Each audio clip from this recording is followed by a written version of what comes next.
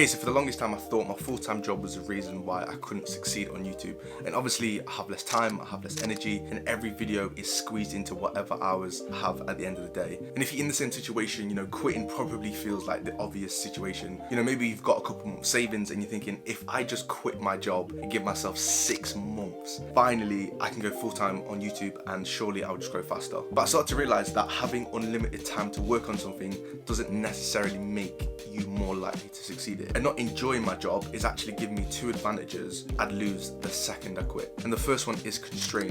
So when you barely have any time, you're forced to become extremely productive with the time that you do have.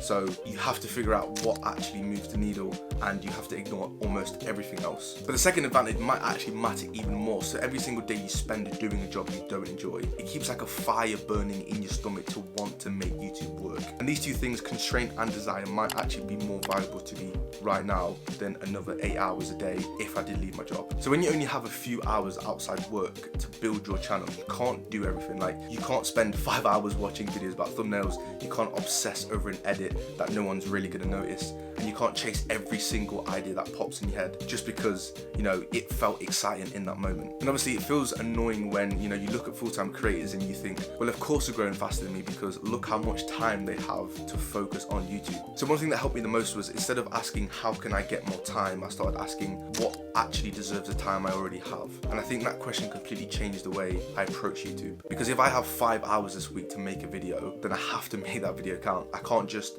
throw more hours at the problem. So over time I've become obsessed about finding the 20% of work that actually produces the 80% or produces the actual results, and I just cut everything else out. And I think it also exposes the inefficiencies of your workflow. So that constraint forces you to build systems. When your time is limited, you can't pussy survive off a messy workflow.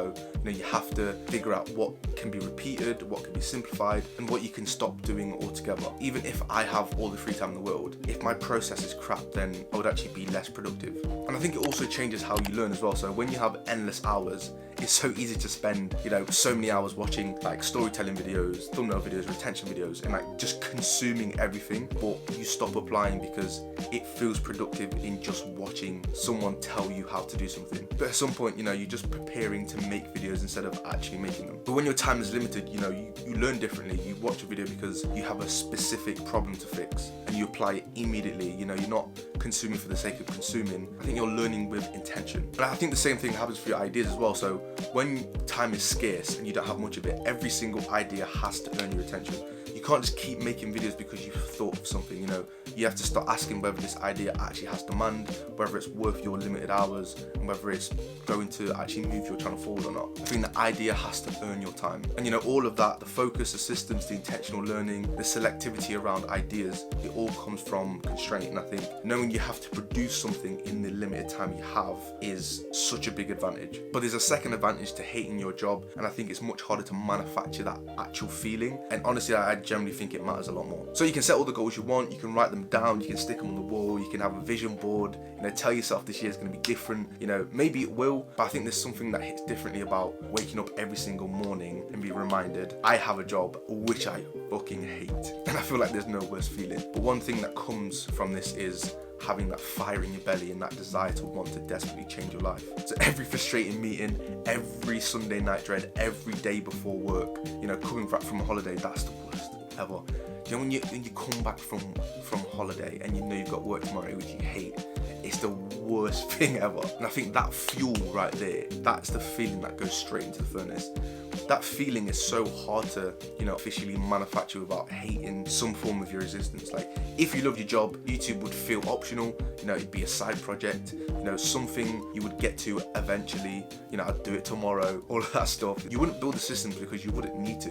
You wouldn't obsess over ideas because there's nothing really riding on it. Like, that urgency just isn't there. But when you hate your job, like, YouTube stops being optional and it becomes a must. And I think sometimes I've been this repetitive feeling of wanting to just quit and go full-time into YouTube, and sometimes thinking like, if I have unlimited time to make videos, just imagine how much I can get done if I have all that time. But like, realistically, the more time you have doesn't necessarily mean you're going to be more productive. So if anything, this constraint is a part of which creates the urgency in the first place. And I think you'd potentially lose that fire in your belly if you're in a very comfortable situation. But I think having these two together is a massive, massive advantage. So maybe having a job you hate isn't holding your channel back. It might actually be one of the biggest advantages you have right now. But having limited time only helps if you actually know how to use that time efficiently. And it all comes down to having the right systems. So in this video here, I'm going to show you the 3 systems that makes creating YouTube videos inevitable. And I say inevitable. See you in there. Peace.